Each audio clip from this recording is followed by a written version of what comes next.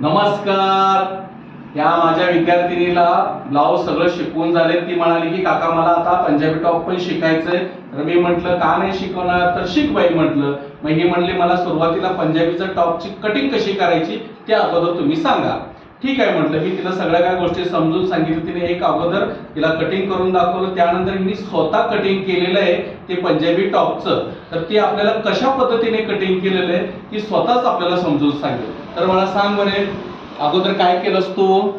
उंची आपण घेतली आपल्या आवडीनुसार किती पाहिजे. त्याच्यामध्ये अर्धा इंच आपण शोल्डर जोडण्यासाठी घेतलंय. 1 इंच आपण खाल्लं दुमडपट्टीसाठी घेतलेलं आहे. बर. आता त्याच्यानंतर गळ्याची रुंदी घेतलेली आहे. हा. आपल्याला किती पाहिजे हा. शोल्डर प्लस अर्धा इंच घेतलेला आहे. हा. त्यानंतर मुंड्याची खोली टाकली आहे मी. 1 मिनिट. मुंड्याची खोली टाकताना तू एवढं अंतर घेऊन मुंड्याची खोली टाकलीस ना? हो. बरोबर. जेवढं गळ्याची रुंदी प्लस शोल्डर तेवढंच आपण खाली मुंड्याची खोली टाकायची.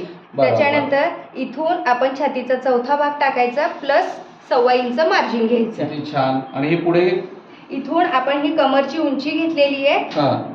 कमरची ही रुंदी प्लस तुम्हाला जेवढं मार्जिन पाहिजे एक म्हणजे कमरेचा चौथा भाग घेऊन 1.5 इंच तू पुढे मार्जिन घेतलेलं आहे. 1.5 इंच का तर 1.5 इंचाचं आपल्याला हे मागचे टक्स मारण्यासाठी. Very good.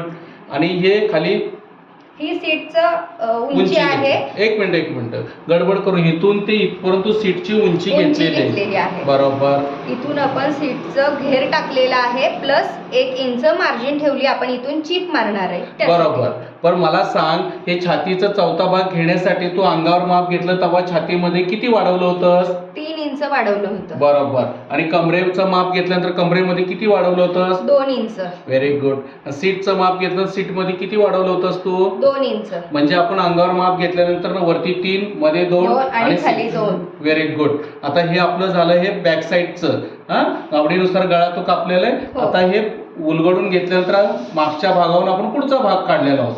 बरोबर. भाग काढल्यानंतर आपण इथे असं थोडासा चौकोन करून घेतलेला आहे की जेणेकरून आपल्याला पुढचा भागाचा आकार घेता आला पाहिजे. तो मी घेतलेला आहे. बरोबर. म्हणजे मुंड्याचं आतमध्ये घेण्यासाठी आणि पुढचा गळा मी अशा प्रकारे घेतलेला आहे. बर. म्हणजे तुझ्या आवडीनुसार तू पुढच्या गळ्याचा आकार घेतलास आणि खोली जेवढा गळा हवाय तेवढा तू घेतलेला आहेस. हो. चला, आता ही कमरेपाशी आल्यानंतर इथं असं वळण का आलेलं आहे? हे वळण आपण मागच्या बाजूला की नाही डाच मारण्यासाठी जे अंतर घेतलेलं होतं, पण पुढच्या बाजूला आपण डाच मारत नाही, त्यासाठी मी थोडंसं इथून कट करून घेतलेलं आहे आकारामध्ये. बरोबर. आता बाहीचं सांग बरे. ह्याला बाही कशा पद्धतीने काढलेली आहेस तू? अगोदर बाहीचा मुंडा कसा काढलेला आहेस? मुंडा कसा काढलेला ते मला सांग. मुंडा हा आपण खाली उतरवलेला आहे. इथून 1 इंचचं मार्जिन घेतलेलं आहे. तसं नव्हे, तुला मी कसं शिकवलं होतं, टेप कसा ठेवायचा ते सांग.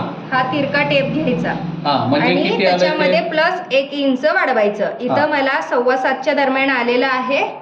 तर त्याप्रमाणे मी बाहीमध्ये 1 इंच वाढवून अशा प्रकारे बाही तयार केलेली आहे. एक मिनिट थांब. आता हे तू बाजूला ठेव.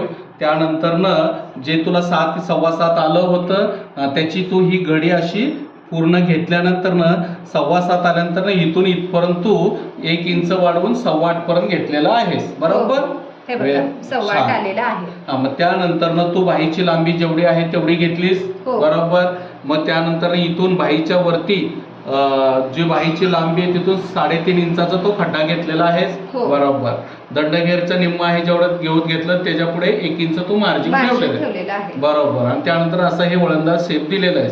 म्हणजे ही तुझी बाही पूर्ण कटिंग झाली. म्हणजे तुझ्या लक्षात आलेलं आहे ना की आपण पंजाबी टॉपचं कसं कटिंग करावं आणि कशा पद्धतीने मुंडा कट केल्यानंतर बाही कशी बसवावी ते तुझ्या लक्षात आलेलं आहे.